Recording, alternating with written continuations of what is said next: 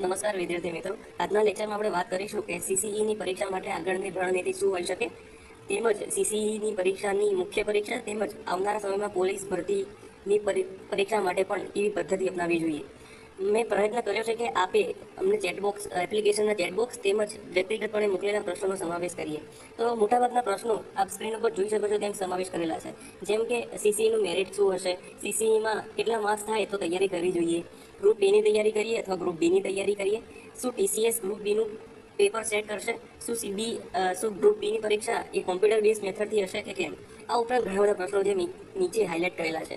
તો આ તમામ પ્રશ્નોનું આપણે સમાધાન આપવા પ્રયત્ન કરીશું. સૌ પ્રથમ વાત કરીએ તો સીસીનું મેરિટ કેટલું રહેશે. તો આ મોટાભાગના વિદ્યાર્થીઓનો બહુ વિકટ પ્રશ્ન છે કે સીસીનું મેરિટ કેટલું રહેશે અને કેટલા માર્ક્સ થાય તો આગળની પરીક્ષાની તૈયારી કરાય. હવે જોવા જઈએ તો સીસીઈની તમામ અત્યાર સુધીની જે શિફ્ટ પૂરી થઈ છે તમામ શિફ્ટનું એનાલિસિસ આપણે કરતા એટલો ખ્યાલ મેળવી શકીએ કે સીસીઈનું પેપર જનરલી મોડરેટ પ્રકારનું રહ્યું છે. એટલું અઘરું પણ નથી રહ્યું અને સરળ પણ નથી રહ્યું, એટલે સરળથી મોડરેટ કહી શકીએ આપણે. તો સરળથી મોડરેટ પ્રકારનું પેપર તેમજ વિદ્યાર્થીઓના જે તેઓએ મોકલેલા ફીડબેક, તેઓએ કેટલા પ્રશ્નો ટીક કર્યા છે, કેટલા પ્રશ્નો એટેમ્પ કર્યા છે, કેટલી એક્યુરસીથી કર્યા છે, તો આ બધી જ વસ્તુઓને ધ્યાનમાં લઈને આપણે એવું ચોક્કસપણે તો કહેવું મુશ્કેલ છે, પણ તેમ છતાં અંદાજો લગાવી શકાય કે સીસીઈનું મેરિટ જો ગ્રુપ એની વાત કરીએ તો તે 58ની આસપાસ રહી શકે છે. 58 ± 2, એટલે 55 થી 58ની આસપાસ ગ્રુપ એનું મેરિટ રહી શકે છે. ઠીક છે, તો આ થઈ ગ્રુપ એની વાત, બરાબર. હવે ગ્રુપ બીની વાત કરીએ તો ગ્રુપ બીમાં જેમાં મોટાભાગના વિદ્યાર્થીઓ મુખ્ય પરીક્ષા આપશે તો આમાં મેરિટ થોડું નીચું જવાની શક્યતા છે, એટલે 55 થી 53ની આજુબાજુ ક્યાંક મેરિટ રહી શકે એવી શક્યતા છે. એટલે ગ્રુપ બીમાં 55ની આપણે એક્સપેક્ટેશન રાખી શકીએ, બરાબર. તો જે વિદ્યાર્થીઓને 53 થી 55ની આસપાસ માર્ક્સ થાય છે તો તેઓ ગ્રુપ બી માટે એલિજિબલ થશે, અને જે વિદ્યાર્થીઓને 58ની આસપાસ માર્ક્સ થાય છે તેઓ ગ્રુપ એ માટે એલિજિબલ થવાની પૂરી શક્યતાઓ છે. હવે આ ફક્ત શક્યતાઓ છે, હું ક્યારે પણ એવું નથી કહેતો, અમારી ટીમ સીસી ગાઈડન્સ ક્યારે પણ એવું નહીં કે આટલું જ મેરિટ રહેશે. આ એક તમારા પ્રશ્નો છે તો એનું એક મંચ દ્વારા સમાધાન આપવા પ્રયત્ન કરી રહ્યા છે, એટલે તમે અમે જે કહી રહ્યા છીએ એને કોઈ પણ જગ્યાએ નકારાત્મક રીતે ઉપયોગ ના કરશો. તમને આગળની તૈયારીઓ માટે મદદરૂપ થવા માટે પ્રયત્ન કરી રહ્યા છે. એટલે એક જનરલ પરસેપ્શન છે કે તમારા આટલા માર્ક્સ થાય, બની શકે મેરિટ નીચું પણ જાય, અમે મેરિટ નીચું પણ જાય તો મેરિટ વધે પણ ખરા આના કરતાં, પણ એક જનરલ પરસેપ્શનનો મેં આપને વાત કરી, બરાબર. 55 અને 58 માર્કનો રેશિયો મેં તમને કીધો, 2-3 માર્ક્સનું વેરિએશન પણ હોઈ શકે અને પૂરેપૂરી શક્યતાઓ છે, બરાબર. તો આ થઈ મેરિટની વાત. તો હવે વાત કરીશું કે ગ્રુપ એની તૈયારી કરીએ તો ગ્રુપ બીની તૈયારી કરીએ. જે વિદ્યાર્થીઓને ફરીથી સ્પષ્ટ કરું છું કે જે વિદ્યાર્થીઓને 60+ માર્ક્સ થાય છે તેઓ ગ્રુપ એ અને બી બંને માટે એલિજિબલ થશે અને પૂરેપૂરી શક્યતાઓ છે ખૂબ જ સરળતાથી. અને 60+ માર્ક્સવાળા વિદ્યાર્થીઓને બેફિકર રહીને એ ગ્રુપ એ બીની તૈયારી કરી શકે છે, કારણ કે 60+ માર્ક્સ હશે જે વિદ્યાર્થીઓને, એ વિદ્યાર્થીઓ એક્સ્ટ્રા ઓર્ડિનરી માર્ક્સ કહેવાશે. તો 65+ માર્ક્સ એ એક્સ્ટ્રા ઓર્ડિનરી માર્ક્સ હશે તો આટલા માર્ક્સે તેઓ ગ્રુપ બી માટે આરામથી એલિજિબલ થઈ જશે, બરાબર. એટલે 60+ માર્ક્સ અથવા 65+ માર્ક્સ તો વધારે શેપ થશે. તો આ વિદ્યાર્થીઓ ક્યાંય વિચારવાનું થતું નથી અને તાત્કાલિક ધોરણે મેન્સની પરીક્ષા માટે લાગી જવાનું છે, કારણ કે મેન્સ ખૂબ જ અઘરી રહેવાની છે. એટલે મેન્સ માટે આપણે ખૂબ જ વ્યવસ્થિત રીતે ટાઈમથી તૈયારી કરવાની થશે, બરાબર. એટલે મેન્સ પરીક્ષા માટે ટાઈમ લઈને યોગ્ય માર્ગદર્શન સાથે તૈયારી કરવાની થાય. તો કારણ કે મેન્સમાં આપ જોઈ શકો છો એમ લેંગ્વેજના 2 પેપર છે, બરાબર. ભાષાના 2 પેપર છે વત્તા જીએસનું પેપર, બરાબર. તો એ જીએસનું પેપર અને ભાષાનું પેપર જે લેખિત હશે તેની તૈયારી અલગ રીતે જ કરવી પડશે, તેનું કોઈ પણ સમાધાન નથી, બરાબર. એટલે તમે તમારું શેડ્યુલ કેવી રીતે બનાવશો, હું તેના વિશે વાત કરી લઉં કે તમે શેડ્યુલ કેવી રીતે બનાવશો. વાત કરીએ તો તમારા જે અડધો ટાઈમ છે તમે તમારી તૈયારીનો અડધો ટાઈમ તમે મેન્સ માટે ગ્રુપ એ માટે આપો અને અડધો ટાઈમ ગ્રુપ બી માટે આપો, બરાબર. કારણ કે ગ્રુપ એ અને ગ્રુપ બીની તૈયારી ક્યારે પણ સાથે નહીં થઈ શકે. પરીક્ષાની પદ્ધતિ અને સિલેબસ જોઈને તમે પણ ખ્યાલ મેળવી શકો છો કે કોઈ પણ તૈયારી સાથે થઈ શકવાની નથી, બરાબર. તમારે ગ્રુપ એ માટે અલગ ટાઈમ આપવો પડશે, ગ્રુપ બી માટે અલગ ટાઈમ આપવો પડશે. બંનેની પરીક્ષાનું માળખું અલગ છે, બંને પરીક્ષાનું સિલેબસ અલગ છે, કોઈ પ્રકારની બે સાથે સંબંધિતતા છે નહીં. આથી આપણે વાત કરીએ કે તમારે અલગ શેડ્યુલની વાત કરીએ એમ કે અડધો સમય ધારો કે તમે 8 કલાક વાંચતા હો તો 8માંથી 4 કલાક તમે ગ્રુપ એ માટે આપો અને 4 કલાક ગ્રુપ બી માટે આપો. હવે ઘણા વિદ્યાર્થીઓને હશે કે ગ્રુપ એ માટે મને બિલકુલ ફાવર નથી, કારણ કે લેખિત પરીક્ષા ખૂબ જ અનસર્ટેન છે, એટલા માટે ગ્રુપ બીની તૈયારી કરું, ગ્રુપ એ હું સાવ સ્કીપ કરી દઉં. આવું બિલકુલ કરવાની જરૂર નથી વિદ્યાર્થીઓ, કે ગ્રુપ એની તૈયારી સ્કીપ કરવાની જરૂર નથી. ગ્રુપ એમાં જે વિદ્યાર્થીઓ મેન્સ લખશે તેમાં જે જૂનો અનુભવવાળા વિદ્યાર્થીઓ હશે તેમને બેનિફિટ થશે, પરંતુ એટલો બેનિફિટ નહીં થાય કે એ તમારાથી 30, 40, 50 માર્કનું અંતર કવર કરીને પાસ થઈ જશે, બરાબર. એટલે એ પણ હાર માનવાની નથી, તૈયારી માટે ડટીને રહેવાનું છે. બરાબર. અને ગ્રુપ એની તૈયારી વધારે થોડું સિલેબસને ધ્યાનમાં રાખીને તેમજ થોડીક વસ્તુઓ ધ્યાનમાં રાખીને તૈયારી કરવાની છે. ફોર એક્ઝામ્પલ વાત કરું કે ભાષાની તૈયારી ગ્રુપ એની વાતમાં ગુજરાતી હોય તેમજ ઇંગ્લિશ હોય, તો એ ગુજરાતી અને ઇંગ્લિશમાં ખાસ આપણે આન્સર રાઇટિંગ ઉપર ધ્યાન આપવાનું છે. બરાબર. ફોર્મેટના વિડીયો આપણે અપલોડ કરીશું, તેમજ આન્સર રાઇટિંગ ઉપર ધ્યાન આપવાનું છે. તમે જે પ્રશ્નો ડેલી તમારા શેડ્યુલમાં લાવી દો કે રોજના હું એક ભાષાનો પ્રશ્ન લખીશ, એક ઇંગ્લિશનો પ્રશ્ન, એક ગુજરાતીનો લખીશ, ઇંગ્લિશનો લખીશ અને જીએસનો પ્રશ્ન લખીશ, તો આવી રીતે તમારું શેડ્યુલ બનાવો. બરાબર. અને તમે એની સાથે તમારું શબ્દ ભંડોળ વધારે વ્યાપક બનાવો, વધારે વિસ્તાર બનાવો કે જેથી તમારું આન્સર રાઇટિંગમાં એ નીકળીને આવશે. તો આથી આન્સર રાઇટિંગ ખૂબ જ અગત્યનું પાસું છે ગ્રુપ એ માટે. બરાબર. હવે વાત કરીએ ગ્રુપ બી માટે. ગ્રુપ બી ખરેખર સૌથી મોટો પ્રશ્ન છે, કારણ કે ગ્રુપ બી વિશે હજી આયોગે ક્યારેય સ્પષ્ટતા નથી કરી કે ગ્રુપ બી એ ઓનલાઈન હશે કે ઓફલાઈન હશે. તો હજી આપણને બિલકુલ ખ્યાલ નથી કે ગ્રુપ એ ઓનલાઈન હશે, ગ્રુપ બીની પરીક્ષા ઓનલાઈન હશે કે ઓફલાઈન હશે. તેની શું ટીસીએસ આ પરીક્ષાનું પેપર સેટ કરશે, તેમાં તેનો સિલેબસમાં જે ખાલી અર્થતંત્ર આપી દીધું છે અથવા ઇતિહાસ આપી દીધું છે, તો ખાલી આટલો જ ટોપિક હશે. ખાલી ઇતિહાસ કેટલું વાસ્ટ ટોપિક છે, એની અંદર ઘણા બધા આધુનિક હોય, પ્રાચીન ભારત, મધ્ય ભારતનો ઇતિહાસ હોય, ઘણું વિસ્તૃત સ્વરૂપ છે એનું.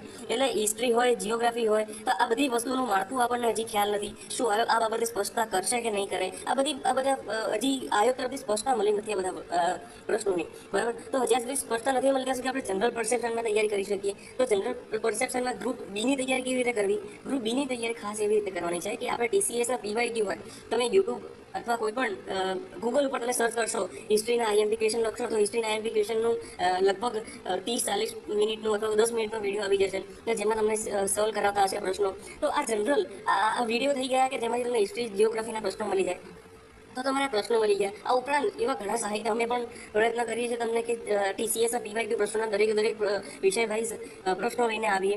જો અમે આ પ્રકારનું આયોજન કરીશું તો ચોક્કસ આપ સૌને લાભ થશે.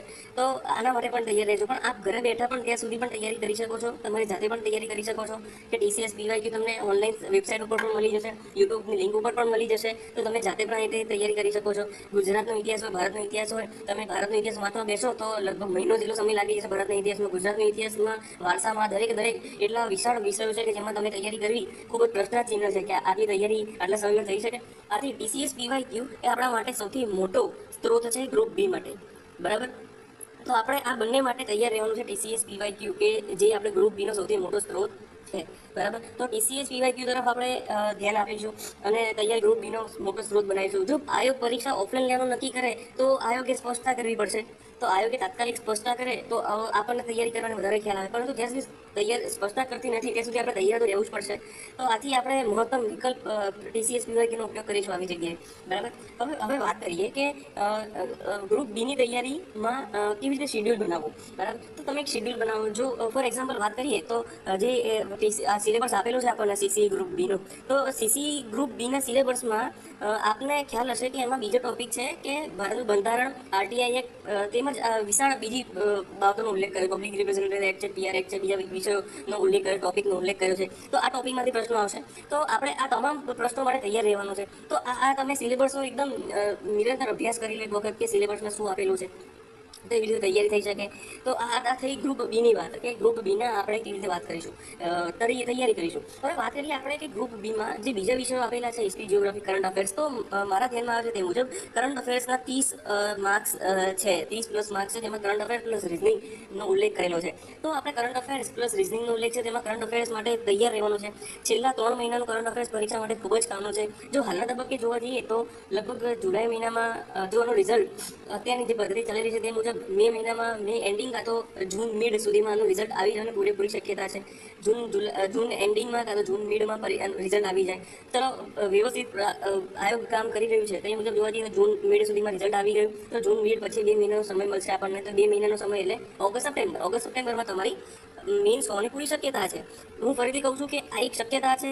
આ રીતે આ જ ટાઈમમાં રિઝલ્ટ આવશે એ વિશે અમને બિલકુલ ખ્યાલ નથી. આ શક્યતા હું તમને દર્શાવું છું. શક્યતા પ્રમાણે આપણે તૈયારી કરવાની છે એ વિશે હું તમને ખ્યાલ આપું છું. બરાબર. તો તમારું સપ્ટેમ્બર મહિનામાં તમારી સીસી ગ્રુપ બીની પરીક્ષા હોય તો આટલા સમય દરમિયાન આપણે એવી રીતે તૈયારી કરવાની છે કે ગ્રુપ એ અને ગ્રુપ બી બંને કવર થાય, જે વિદ્યાર્થીઓને સારા માર્ક્સ થાય છે એ પ્રમાણે. તો ગ્રુપ બીની પરીક્ષામાં તમે સિલેબસના ભાગ પાડી દો. જે સિલેબસમાં આપેલું છે તેમ ગુજરાતી હોય, ઇંગ્લિશ હોય, પછી ત્રીજો ટોપિક છે પોલિટી, બંધારણ હોય. બંધારણનું 30 માર્ક્સનો વેટેજ છે, કરંટ અફેર્સનું 30 માર્ક્સનો વેટેજ છે. તમારે સૌથી વધારે પાવરફુલ કરવું હોય, જેમાં સ્કોર થઈ શકે તે વિષયો છે ગુજરાતી, પછી છે રિઝનિંગ, રિઝનિંગ તમે અગાઉ પણ તૈયારી કરી હશે, અને ત્યાર પછીનો ટોપિક છે પોલિટી. બરાબર, પોલિટી સૌથી બેસ્ટ વિષય છે, તમે સ્કોર કરી શકો છો. ત્યાર પછીનો છે કરંટ અફેર્સ. બરાબર, કરંટ અફેર્સમાં તમે યોગ્ય તૈયારી કરીને સારો સ્કોર લઈ શકો છો. એટલે અને આ ટોટલ નું વેટેજ થઈને જોવા જઈએ તો લગભગ 100 માર્ક્સનો વેટેજ થાય છે. બરાબર, તો 100 માર્ક્સનો વેટેજ છે. 100 માર્ક્સનો વેટેજ આપણે અત્યારથી ક્લિયર કરી લઈએ. જે બાકીની જે વિષયો છે, જેમાં અર્થતંત્ર આપેલો હોય, હિસ્ટ્રી, જિયોગ્રાફી, સાંસ્કૃતિક વારસો વગેરે જે ટોપિક છે, તેની અત્યારે TCS પીવાયક્યુ મુજબ તૈયારી કરીએ. કારણ કે આપણને જે વસ્તુનો સિલેબસ ખ્યાલ છે, એ વસ્તુનો અત્યારથી તૈયારી કરીશું તો આપણને આગળના સમયમાં લાભ થશે. જેમ મેં વાત કરી, આપણને હિસ્ટ્રી હોય, ગુજરાતી હોય, રિઝનિંગ હોય કે પોલિટી હોય, આનો કોઈ નિશ્ચિત સિલેબસ હોવું જરૂરી નથી, બિલકુલ જરૂરી નથી. બરાબર, અને જેની તૈયારી તમે ઓલરેડી કરેલી છે. બરાબર, તો આ પ્રમાણે આપણે તૈયારી કરી શકીએ કે જેનું તમારી પાસે મટીરિયલ છે એનું અત્યારથી તૈયારી કરીએ તો આપણને લાભ થશે. જ્યારે આયોગ ગૌણ સેવા પસંદગી મંડળ આપણને સિલેબસ આપશે વિગતવાર, ત્યારે આપણે વિગતવાર તૈયારી કરીશું. પરંતુ ત્યાં સુધીમાં તો આપણે આપણા બીજા વિષયો, મેં તમને કીધું એમ, આટલા વિષયો ગુજરાતી હોય, રિઝનિંગ હોય, પોલિટી હોય, આટલા વિષયો તો કવર કરી. કરંટ અફેર્સ સાથે કરતા જવાનું છે. કરંટ અફેર્સનું 30%, 30 માર્ક્સનું વેટેજ છે. 30 માર્ક્સ બહુ કહેવાય. બરાબર, 30 માર્ક્સ એ થયા વત્તા 40 માર્કનું રિઝનિંગ છે, એટલે 30 ને 40 70, અને 20 માર્કનું ગુજરાતી છે, એટલે 70 ને 20 90, અને 30 માર્કનું પોલિટી છે, એટલે 120 માર્ક્સનું અત્યારે તમારી પાસે અવેલેબલ છે રણનીતિ. બરાબર, તો 120 માર્કની રણનીતિ છે, એની પર આપણે વધારે ફોકસ કરીને તૈયારી કરીશું. બરાબર, ઇંગ્લિશ વિશે તમને ખ્યાલ હશે કે ખૂબ જ અનસર્ટેન છે. ગમે એટલી તૈયારી કરશો તો પણ છેલ્લે પ્રશ્ન ચિહ્ન આવીને જ ઊભું રહેવાનું છે. કારણ કે જેમ તમે તેની સીસીની સીટમાં જોતા હશો કે અટપટા તમને સિનોમી એન્ટોનિમ પૂછી નાખશે, તો આ બધી કાં તો તમને કોમ્પ્રિહેન્શન પૂછી નાખશે તો અઘરું પડવાનું છે. એ તમારા માટે નહીં, દરેક માટે અઘરું પડશે. એટલે એ 20 માર્ક્સ પ્રશ્ન ચિહ્ન રહેવા દઈશું. પછી હિસ્ટ્રી, જિયોગ્રાફીના 20 માર્ક્સ છે, 30 માર્ક્સ એની પર પ્રશ્ન ચિહ્ન રહેવા દઈશું. એટલે અત્યારે કરવાનું થતું નથી. અને બીજા 30 માર્ક્સ છે, અને હિસ્ટ્રી, જિયોગ્રાફી વાળા એની પર પણ પ્રશ્ન ચિહ્ન છે, એટલે એને પણ અત્યારે અવોઇડ કરીશું. એ રીતે આપણી પાસે 120 માર્ક્સનું પાતું તૈયાર છે, એની પર ફોકસ કરીને તૈયારી કરવાની છે. બરાબર, હવે બીજી વાત કરીએ આપણે કે પોલીસની તૈયારી, સીસી મેન્સની તૈયારી કેવી રીતે થઈ શકે. આપણે સિલેબસ જોઈ જશે તેમ સીસીની મેન્સની તૈયારી હોય, ગ્રુપ ડીની તૈયારી, તેમજ પોલીસની તૈયારીમાં મેથ્સ, રિઝનિંગ તેમજ પોલિટી જેવા વિષયો સેમ જ છે. એમાં સિલેબસમાં કોઈ પણ ફેરફાર નથી.